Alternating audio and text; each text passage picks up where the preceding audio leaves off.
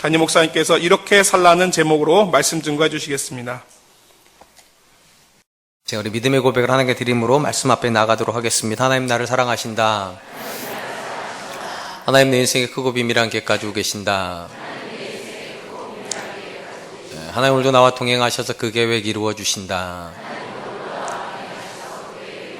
아멘. 그렇게 될 줄로 믿습니다. 아멘. 구약 성경에서 하나님께서 이스라엘 백성들에게 기대하셨던 삶의 모습을 두 단어로 요약을 하면 의라고 하는 단어와 거룩이란 단어로 요약이 될 것입니다. 의라고 하는 단어는 하나님과 바른 관계 속에 있는 상태를 나타내는 말이라면, 거룩이라고 하는 말은 그 바른 관계 속에 있는 하나님을 닮아가려고 하는 일체의 행동이라고 규정할 수 있을 것입니다. 이로보건대 의와 거룩은 서로 다른 개념이 아니라 동전의 양면과 같은 개념이라 할 수 있을 것입니다.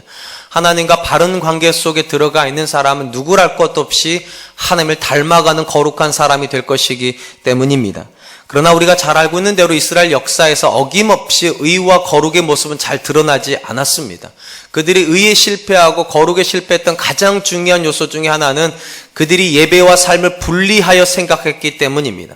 의심이 없이 이스라엘 백성은 어김없이 그들은 예배에 헌신하는 사람들이었습니다. 매 안식일이면 예배드리는 사람들이었고, 하나님께서 그만 바치라 할 만큼 많은 화목제, 많은 번제 하나님께 드리는 그런 사람들이었습니다. 그런데 놀랍게도 그들이 삶의 현장에 돌아가 보면 그들은 예배드리는 모습하고 전혀 다른 삶을 살았다는 것입니다. 하나님께서 오죽하시면 이방인들보다 더 악하다고 말할 정도로 그들은 패역한 삶을 살았습니다. 예배와 삶이 불균형 상태에 빠져 있었다는 것입니다. 이런 상태를 가장 신랄하게 지적한 선지자가 이사야 선지자입니다. 이사야가 이렇게 고발을 합니다. 이사야서 1장 11절 그리고 15절로 17절입니다. 여호와께서 말씀하시되 너희의 무수한 재물이 내게 무엇이 유익하뇨? 나는 수양의 번제와 살진 짐승의 기름에 배불렀고 나는 수송아지나 어린 양이나 수렴수의 피를 기뻐하지 아니하노라. 너희가 손을 펼 때에 내가 내 눈을 너희에게서 가리고 너희가 많이 기도할지라도 내가 듣지 아니하리니 이는 너희의 손에 피가 가득함이라. 너희는 스스로 씻으며 스스로 깨끗하게 하여 내 목전에서 너희 악한 행실을 버리며 행악을 그치고 선행을 배우며 정의를 구하며 학대받는 자를 도와주며 고아를 위하여 신원하며 과부를 위하여 변호하라 하셨느니라. 하나님께서 이스라엘 백성이 뭐라고 말씀하시는가? 하나님이 그들의 예배에 질렸다라고 말씀하세요. 심지어 그들이 기도할 때 하나님이 눈을 가리시고 그들의 소리가 들어올 때 하나님께 듣지 않으시겠다고 그렇게 말씀하십니다. 이 말은 절대로 이스라엘이 드리는 예배 자체가 싫다는 것이 아닙니다. 가장 중요한 건 그들의 손에 피가 묻어 있다는 거죠. 무슨 말인가 하면 그들이 번제로 갖다 드리고 화목제로 갖다 드리는 그 모든 양, 소들은 다 가난한 자들께서 빼앗아 와서 하나님께 드리는 거라는 것입니다.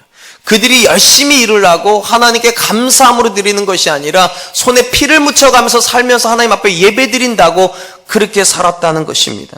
분명한 것은 성경이 말하는 거룩은 절대로 예배에만 해당되는 것은 아닙니다. 거룩과 의는 예배의 고백인 동시에 삶의 고백이어야만 합니다. 하나님과 바른 관계를 맺고 있는 사람은 또한 내 주변에 있는 사람과도 바른 관계를 맺고 있어야 합니다. 왜 그런가?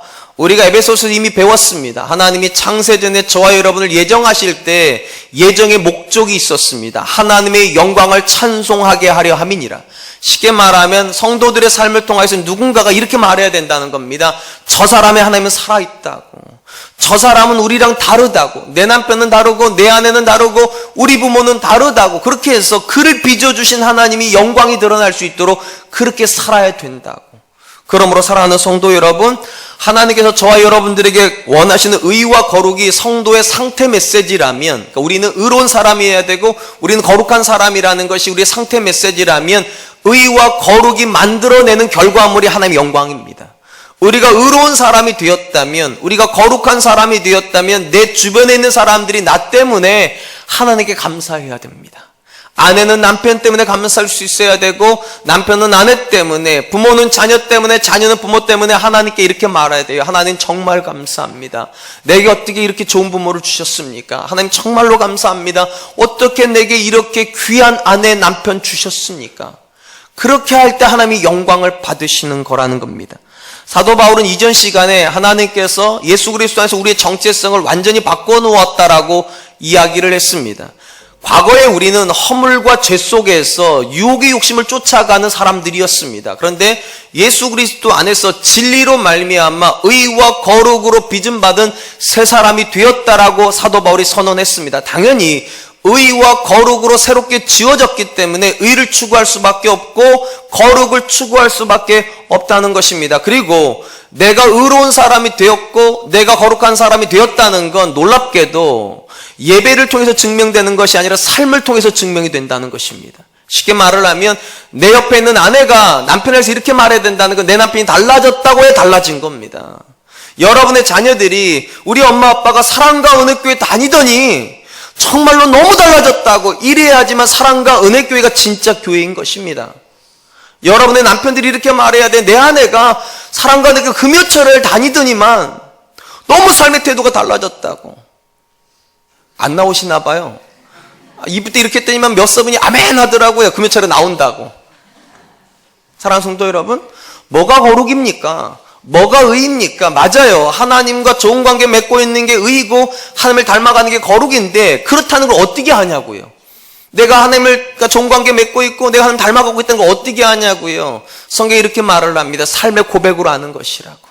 내 삶이 변화되었을 때, 그리고 변화되고 있을 때 사람들이 이렇게 말한다니까요. 저 사람 안에 하나님 계시다고.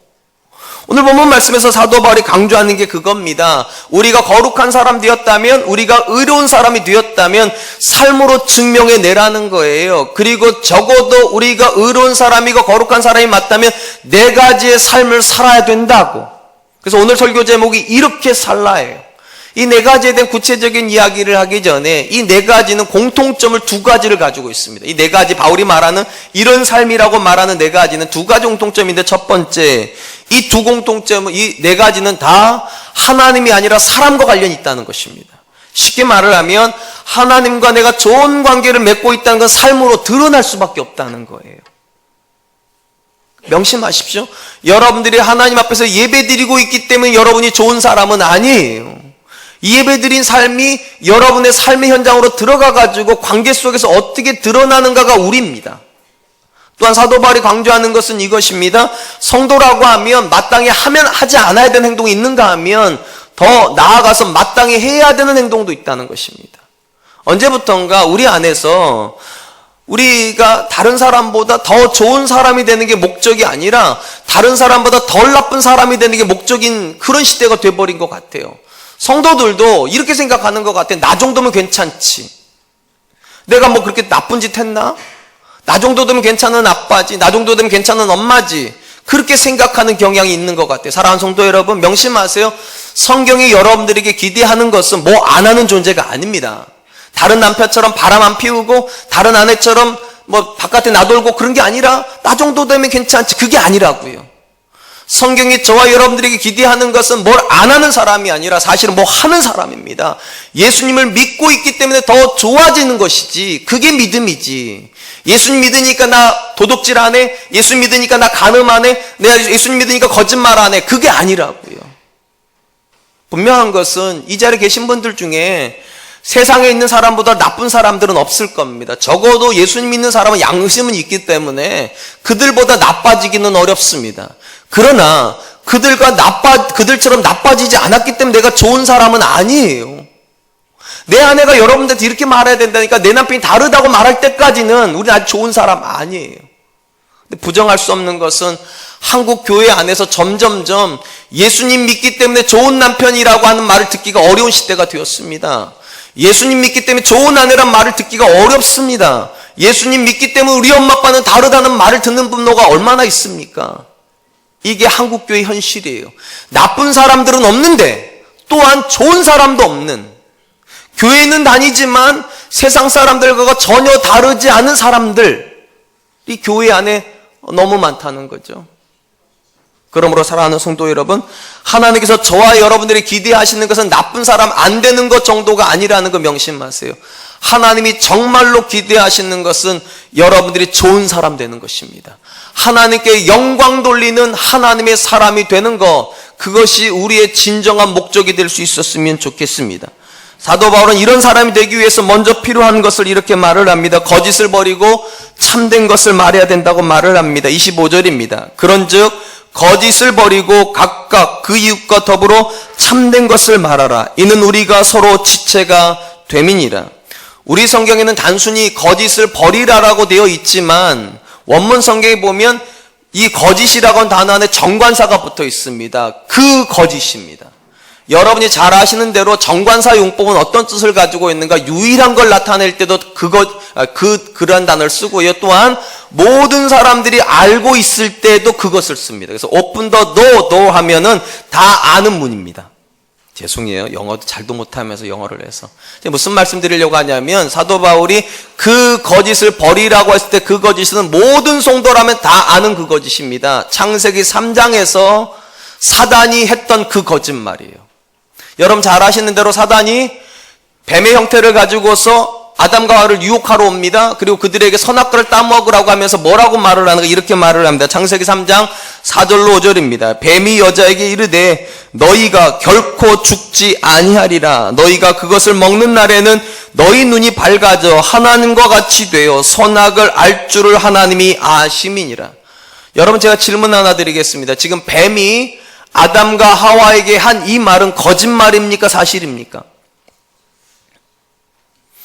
참 이상해. 물으면 대답을 하셔야 되는데. 거짓말입니까? 사실입니까?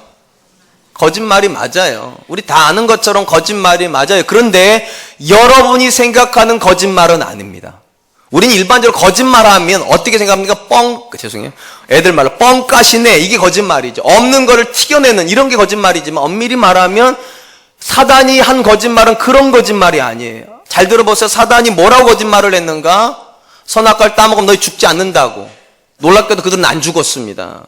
더더군다나 그들이 뭐라고 그랬습니까? 선악과를 따먹으면 하나님처럼 된다고 그랬습니다. 진짜 놀라운 것은 그들이 선악과를 따먹는 순간 정말 하나님처럼 됐습니다.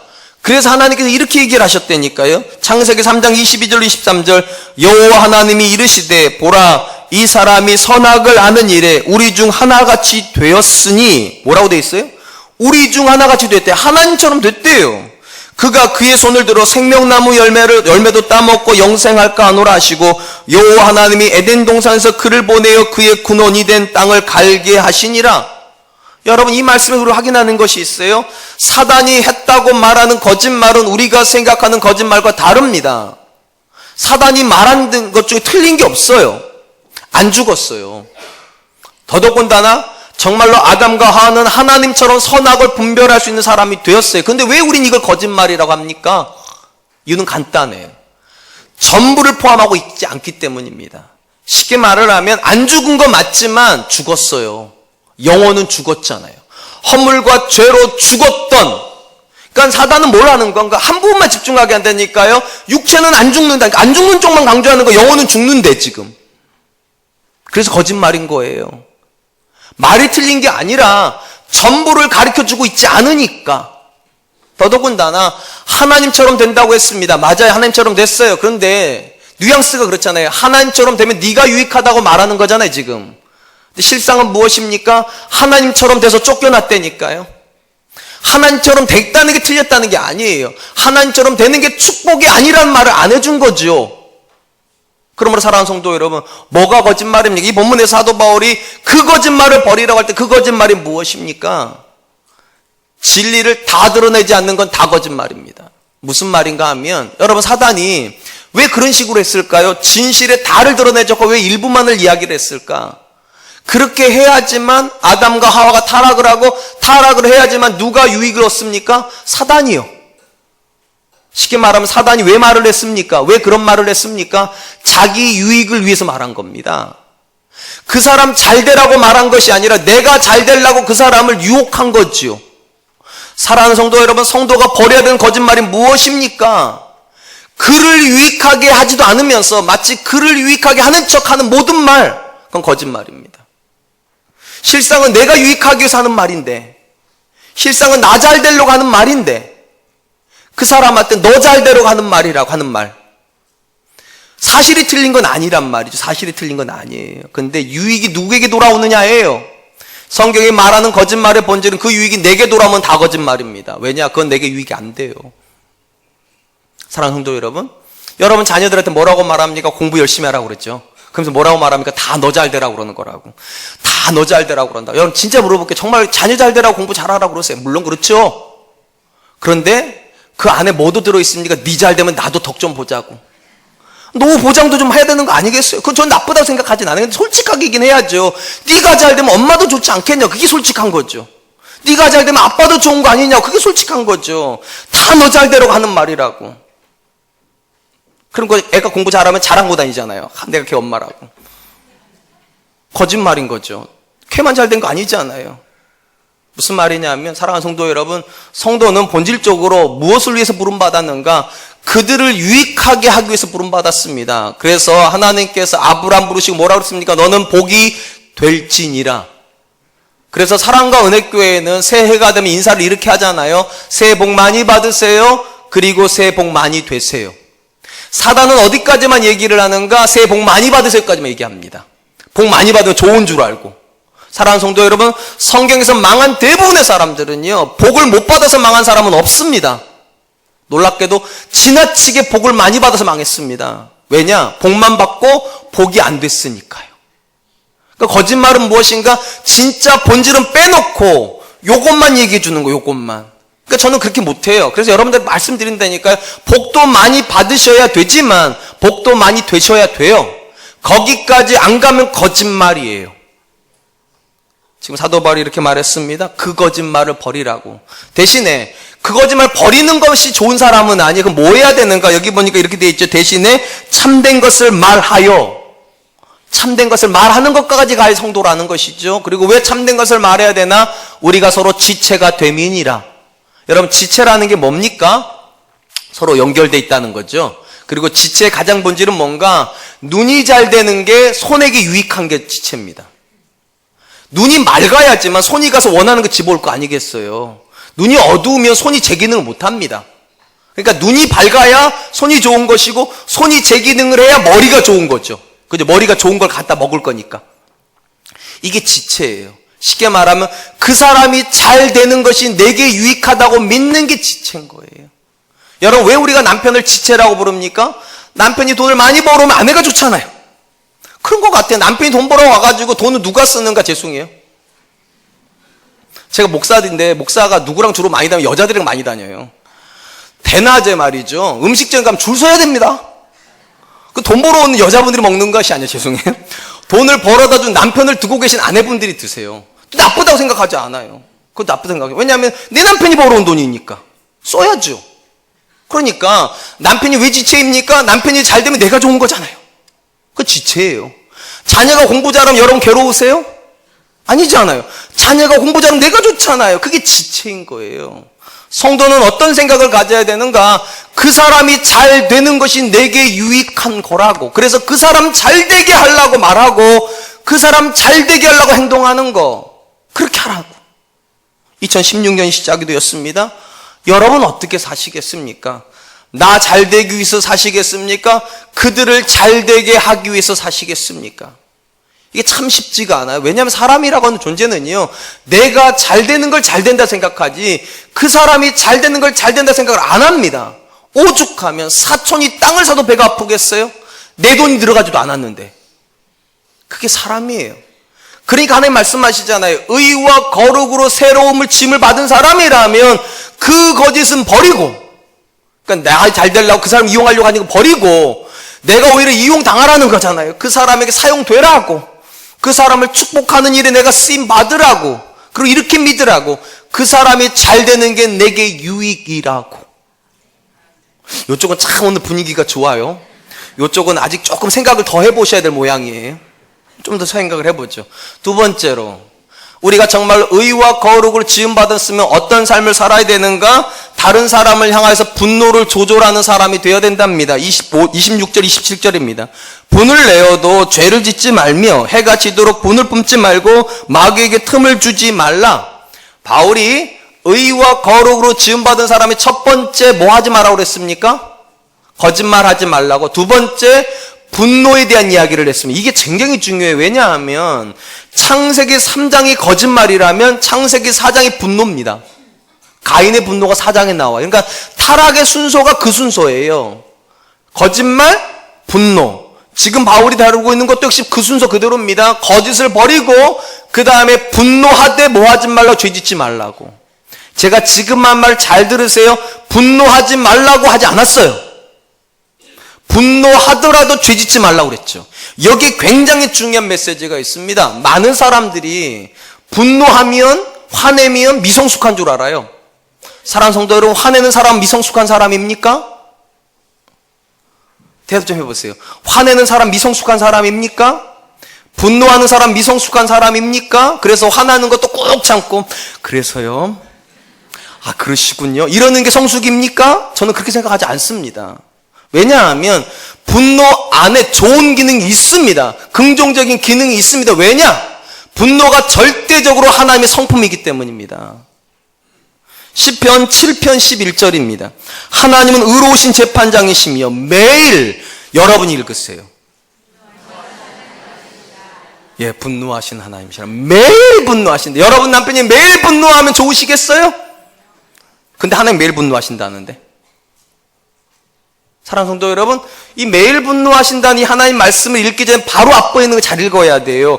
의로우신 재판장이시며, 쉽게 말하면 하나님이 재판장이시기 때문에 분노하신다는 겁니다. 그럼 뭐에 대한 분노일까요? 당연히 죄에 대한 분노요.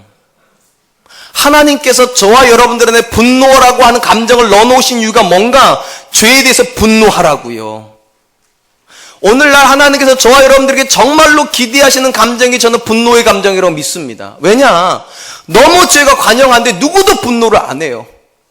내 자녀가 분명히 잘못 살고 있는데 하나님 기준으로 보면 하나님이 분명히 분노하실 게 맞는데 부모는 분노 안 해요. 내 남편이 분명히 잘못하고 있는데 하나님 기준으로 보면 아내는 분노하지 않아요. 왜냐? 내 남편이 돈 많이 벌어오니까.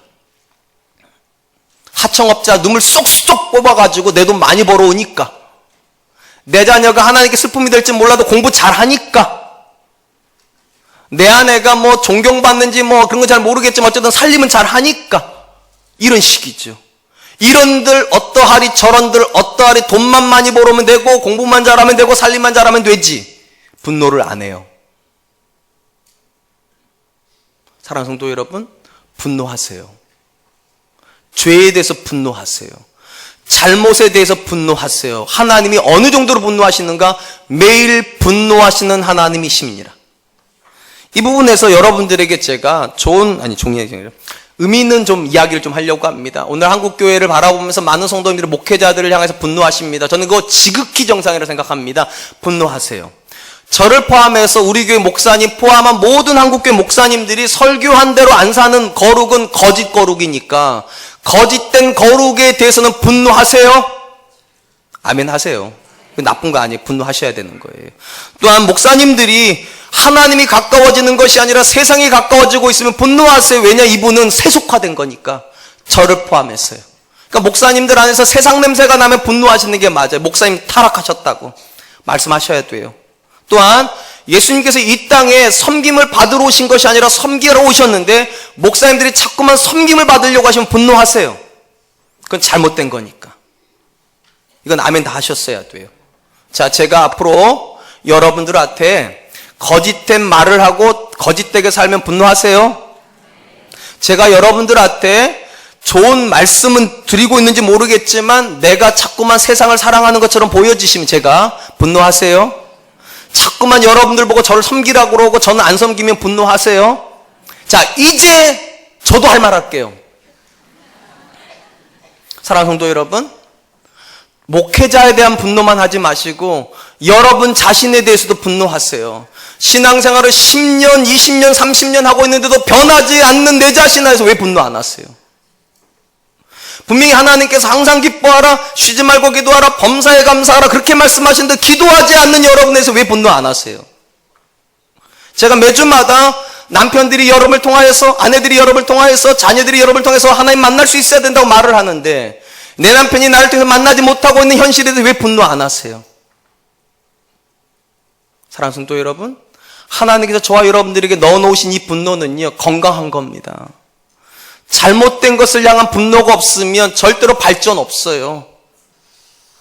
내가 이렇게 살지 못하는 내 자신에 대한 절박한 분노가 없으면 절대로 믿음은 성장해 가지 않아요. 내일부터 특별 새벽 예배가 시작이 됩니다. 새벽에 못 일어나는 여러분 자신의 분노 좀 하세요. 그러나 모든 분노가 다 정당하지는 않습니다. 사도 바울이 분노하라고 말을 하면서 적어도 세 가지의 전제 하에서 분노하라고 말을 합니다. 첫 번째, 분을 내어도 죄는 짓지 말라고 말을 합니다. 무슨 말인가 하면 분노라는 게 죄를 정당화시켜 주지는 않는다는 겁니다. 그러니까 나 분노했으니까 죄 지을 수 있다. 안 돼요. 절대로 안 돼요. 아주 단순히 말하면 목사님들이 타락을 해서 목사님에게 분노할 수 있어요. 근데 그 목사님을 쳐내려고 거짓을 만들어내지는 마세요. 그건 죄예요. 목사님을 향한 분노도 괜찮다고 말씀드렸잖아요. 아내와 남편을 향한 분노도 괜찮아요. 근데 그것 때문에 죄 지으면 그건 죄일 뿐이에요. 그러니까 바울이 선을 그어놨어요. 분노는 하되 죄는 짓지 말라고. 두 번째, 분을 내어도 해가 지기 전에 해결을 하라고. 해가 질 때까지 분노 품지 말라고. 우린 일반적으로 이걸 이렇게 해석을 합니다. 잠자기 전에 다 화해하고 자야 된다고. 해가 지기 전에 모든 걸 끝내야 된다고. 그 틀린 건 아니에요. 근데 이 말을 정확하게 이해하려면 유대인들의 사고방식을 좀 이해할 필요가 있습니다. 우리는 아침에 해가 뜨면 하루가 시작된다고 그러죠. 그죠? 유대인들은 해가 지는 걸 하루가 시작되는 거라 생각합니다. 해가 지는 것부터. 그러니까 이 본문 관점으로 말하면 우리는 이렇게 이해한다니까요. 하루가 끝나기 전에 분노를 끝내야 된다고 이해를 하지만 유대인은 어떻게 이해하는가? 새로운 하루를 분노와 함께 시작하지 말라고. 그런 개념이에요.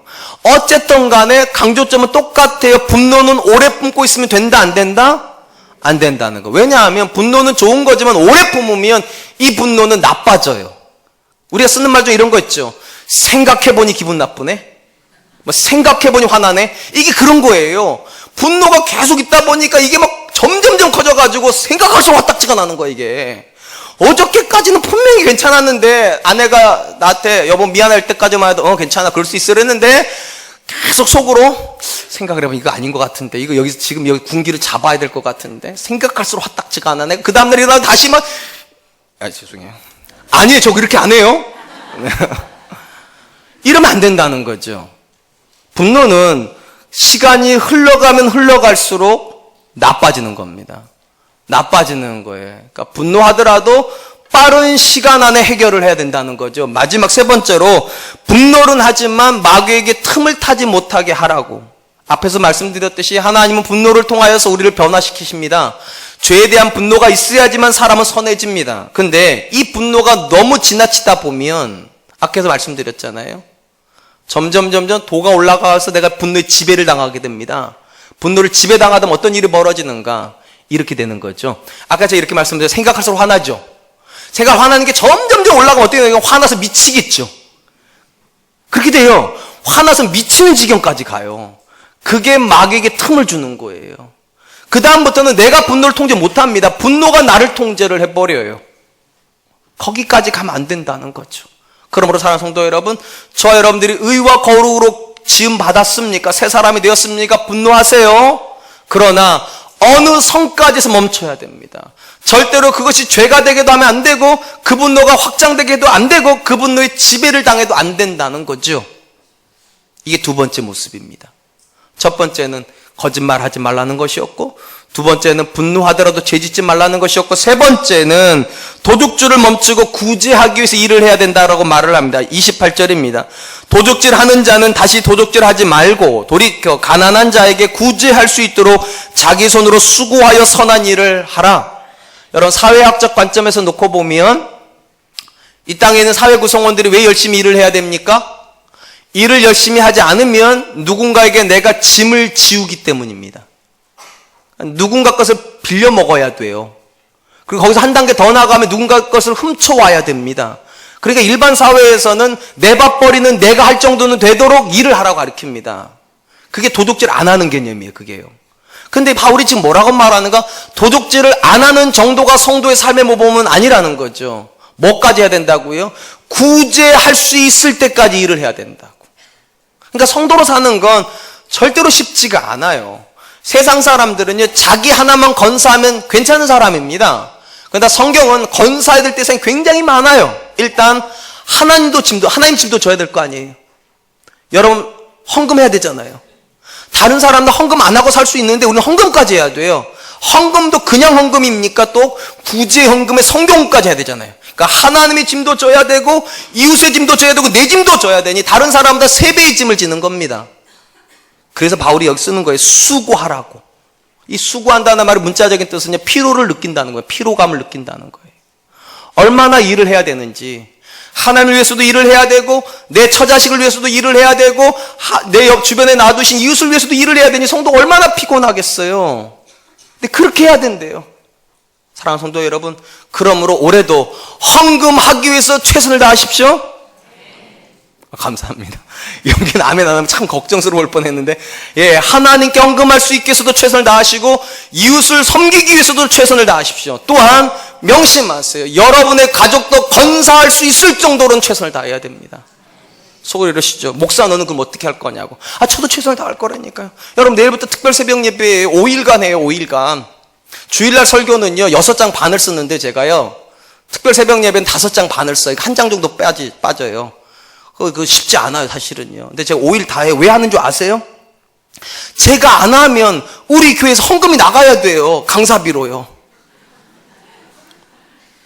제가 적어도 강사비는 벌어드리려고. 할렐루야. 사랑하는 성도 여러분, 농담이 아니에요. 왜 우리가 열심을 다해야 됩니까? 왜 수고해야 됩니까? 내가 수고하지 않으면 하나님께 드릴 게 없어요. 나는 먹고 살 수 있을지 모르지만 하나님께 드릴 게 없어요. 나는 먹고 살 수 있지만 그들을 도와줄 게 없어요. 그러니까 바울이 말한다고 도둑질 안 하는 정도로 멈추지 말고 수고하라고.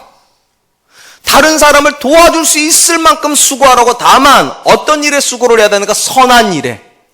이것도 굉장히 중요합니다. 성도가 헌금하려고 나쁜 일 하면 안 된다는 거예요. 다른 사람 도와주려고 나쁜 행동하면 안 된다는 거예요. 그러니까 절대로 이런 말씀은 안 돼요. 뭐로 가도 서울만 가면 된다, 개처럼 벌어서 정승처럼 쓴다, 이런 말씀은 안 돼요. 하나님의 말씀대로 물질을 벌어가지고 하나님 말씀하신 곳에 흘려보내야죠. 그래서 성도는 쉽지 않다니까요. 세상 사람들은 어떤 식으로든 돈만 벌면 되지만 우리는 방법도 좋아야 돼요. 방법도요. 그리고 쓰는 것도 지혜롭게 써야 돼요. 그러므로 사랑하는 성도 여러분, 우리는 어떻게 살아야 합니까? 3번째, 도둑질 하지 않는 거로 멈추지 마시고 구제할 수 있도록 선한 일에 수고하는 사람이 되어야 합니다. 마지막으로 의와 거룩함으로 지음받은 성도는 어떻게 살아야 됩니까? 더러운 말을 버리고 선한 말을 해야 됩니다. 29절, 무릇 더러운 말은 너희 입 밖에도 내지 말고 오직 덕을 세우는 데 소용되는 대로 선한 말을 하여 듣는 자들에게 은혜를 끼치게 하라. 이미 25절에서 거짓말을 버리라고 얘기했잖아요. 근데 29절에 오니까 또 말에 대한 이야기예요. 더러운 말을 버리라고. 이렇게 생각할 수 있겠죠. 정말로 말이 중요하구나. 그죠? 2번이나 강조할 정도로. 지금 실질적으로 여러분 하나님께서 말을 얼마나 중요하게 생각하냐면 하나님이 말씀으로 세상을 창조하셨거든요. 그러니까 말이 굉장히 중요해요. 그러니까 우리가 하는 말 속에는 사람을 죽이는 능력도 있고 사람을 살리는 능력도 있습니다. 그러니까 말을 조심해야 된다 그렇게 해석할 수 있지만 굳이 구별을 하면 25절에서 말하고 있는 말은요 이해관계자들에게 관련된 말입니다. 그러니까 내가 손해볼 것이냐 네가 손해볼 것이냐 할 때 네 손해를 보기 위해서 하는 말 하지 말고 차라리 내가 손해보라고 그 말하는 것이었다면 29절은 우리가 매일의 삶에서 어떤 말을 하고 살 것인가 모든 사람들에게. 그리고 바울이 이렇게 말해요. 더러운 말은 버리라고. 이 더러운 말이라고 하는 말의 문자적인 뜻은 썩은 말이라는 뜻입니다. 썩은 말. 여러분 잘 아시는 대로 음식은 일정 시간이 흘러가면 썩죠. 그리고 썩은 음식은 사람에게 유익을 못 줍니다. 그래서 법적으로 어떻게 정해놨으면 유통기한이라는 것이 있어요. 유통기한 안에 있는 것만 팔아야 돼요. 유통기한이 지난 걸 팔아가지고 누군가가 배탈이 나거나 건강이 나빠지면 법적 책임을 물어야 되죠. 하나님 똑같이 말씀하시는 거예요. 우리가 하는 말이요 말이라고 다 똑같은 말이 아니라는 거죠. 어떤 말은 썩어 있다는 거예요. 그래서 누군가에게 들어가면 죽인다는 거, 그 말은요. 그러니까 썩은 말은 버리고 어떤 말을 해야 되는가? 덕을 세우는 선한 말. 이 덕을 세운다는 말의 문자적인 뜻은 이제 집을 세운다, 건물을 짓는다는 뜻입니다. 그러니까 내가 하는 말 때문에 그 사람이 반듯하게 서야 된다는 거예요. 내가 하는 말 때문에 그 사람이 의기소침했던 사람이 힘을 얻어야 된다는 거예요. 그런 말을 해야 된다고. 근데 참 생각해 보세요. 우리 안에 이미 예수님이 계시다면 좋은 말이 나와야 되는 게 정상 아닐까요? 왜 썩은 말이 나올까요? 비밀이 있어요. 우리 안에 예수님만 사는 게 아니기 때문이죠. 우리 옛사람도 같이 살아요. 그래서 자꾸만 좋은 생각이 나오다가도 가끔씩 엉뚱한 생각이 나와요. 그리고 이것이 생각이 안에서 걸러지지 않으면 그냥 말로 튀어나와 버려요. 그래서 제가 늘 말씀드리잖아요. 말하고 생각하면 안 된다고, 크리스찬들은. 생각하고 말해야 된다고. 이 말이 정말로 하나님이 기뻐하시는 말일까? 정말로 이 말은 살리는 말일까? 아니면 죽이는 썩은 말일까? 생각해 봐야 됩니다. 특별히 잠언에 보니까 이런 말씀이 있어요. 잠언 25장 11절, 경우에 합당한 말은 아로 새긴 은쟁반의 금사과이니라. 은장반의 금사과만큼 귀한 말이 뭐냐? 경우에 합당한 말이래요. 여러분, 경우에 합당한 말이 어떤 말일까요? 무조건 잘한다는 이런 말일까요? 무조건 칭찬해 주는 말일까요? 요즘 부모님들이 이러잖아요. 자녀를 안 혼내는데 왜 안 혼내냐면 기죽이지 않으려고. 그게 경우에 합당한 말일까요? 아닙니다. 성경이 말하는 경우에 합당한 말을 아주 단순히 정리하면 그 상황에서 하나님이 하고 싶어하는 말, 하나님이 내 입술을 통해서 하시고 싶어하는 이 말이 경우에 가장 합당한 말이에요.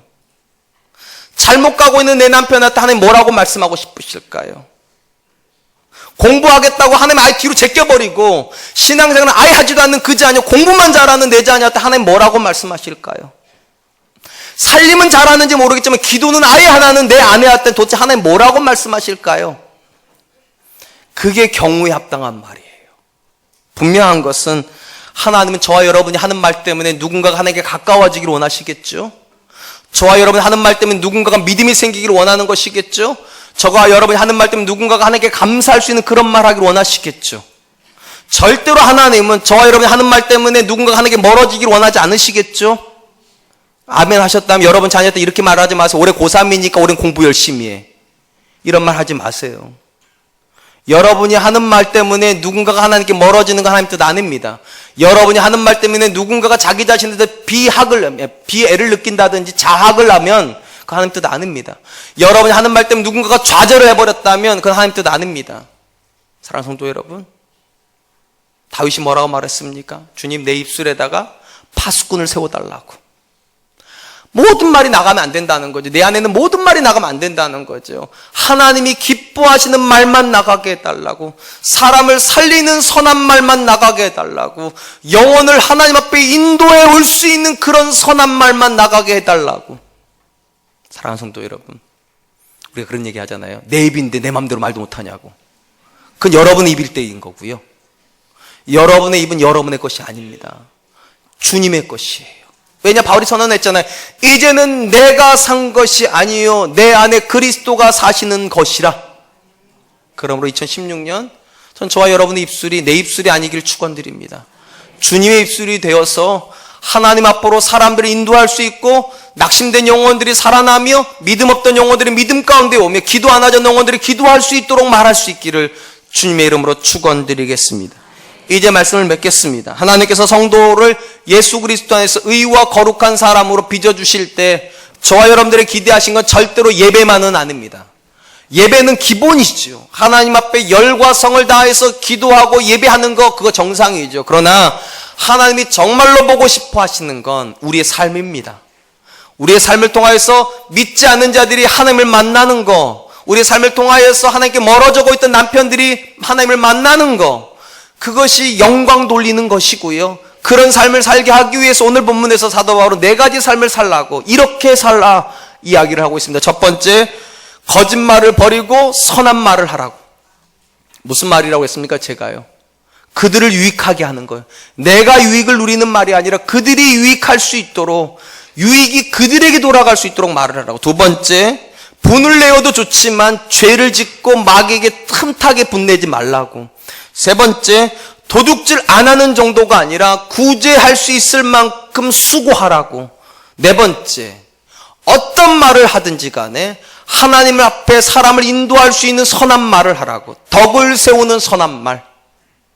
2016년 전 저와 여러분들이 다른 어떤 결심보다 이 결심이 먼저 있었으면 좋겠어요. 하나님, 내 삶을 통하여 하나님이 영광이 드러나게 하여 주시옵소서. 하나님, 나를 그렇게 사용해 주시옵소서. 그 기도가 이번 한 주간의 기도가 되시고, 이번 한 주간 또 하나님 앞에서 기도하면서 한 주간을 사실 수 있기를 주님의 이름으로 축원드리겠습니다. 우리에게 찬양할 텐데요, 주님 말씀하시면 찬양하려고 합니다. 하나님께 오늘 새해를 시작을 하면서 이렇게 살라고 말씀하셨습니다. 여러분 가운데 어떤 마음이 있으십니까? 어떤 계획이 있으십니까? 이렇게 했으면 좋겠어요. 하나님, 오늘 주신 말씀처럼 버리라고 하는 건 버리겠습니다. 하라고 하는 것은 하겠습니다. 하나님, 나를 새롭게 하여 주셔서 주의 영광을 드러나는 사람으로 내 삶을 통하여 주님 영광 받아 주시옵소서. 우리 하나님께 찬양하겠습니다.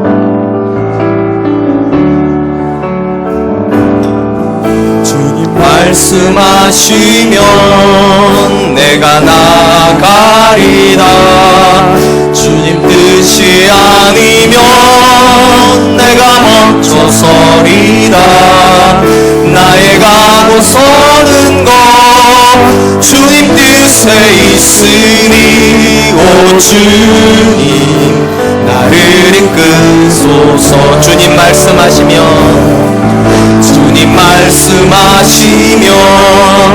내가 나아가리라. 주님 뜻이 아니면 내가 멈춰서리라. 나의 가고 서는 것 주님 뜻에 있으니 오 주님 나를 이끄소서. 뜻하신 그곳에 나 있기 원합니다. 이끄시는 대로 순종하며 살리니 연약한 내 영혼 동하여 일하소서. 주님 나라와 그 뜻을 위하여 뜻하신 그곳에 나 있기 원합니다. 이끄시는 대로 순종하며 살리니 연약한 내 영혼 통하여 일하소서. 주님 나라와 큰 뜻을 위하여 오 주님 나를 이끄소서. 사랑하는 성도 여러분, 새해가 시작이 되었습니다. 새해가 시작됐다는 말은 새로운 기회가 주어졌다는 것입니다. 이 새로운 기회에 여러분들은 어떻게 사시기를 계획하시겠습니까? 오늘 사도 바울은 이렇게 말합니다. 우리가 의와 거룩함으로 지음받은 사람이라면 나의 유익을 위해서 그를 희생시키는 사람 되지 말고 그를 위해서 나를 희생시키는 말을 하고 행동을 하라고. 또한 분노할 수 있지만 죄짓지 말고 마귀에게 틈타지 않는 그런 삶을 살으라고. 세 번째, 도둑질 안 하는 정도가 아니라 내가 최선을 다해서 하나님을 위해서 이웃을 위해서 섬길 수 있는 그런 삶이 되라고. 네 번째, 내가 하는 말을 통하여서 내 주변에 있는 사람들이 하나님 앞에 살고 하나님 은혜를 경험을 하며 믿음을 경험하는 그런 사람 되게 해달라고. 하나님, 나를 그렇게 사용하여 주시옵소서. 나를 통해서 그렇게 영광 받아 주시옵소서. 우리 같이 한번 기도하겠습니다. 하나님 아버지, 하나님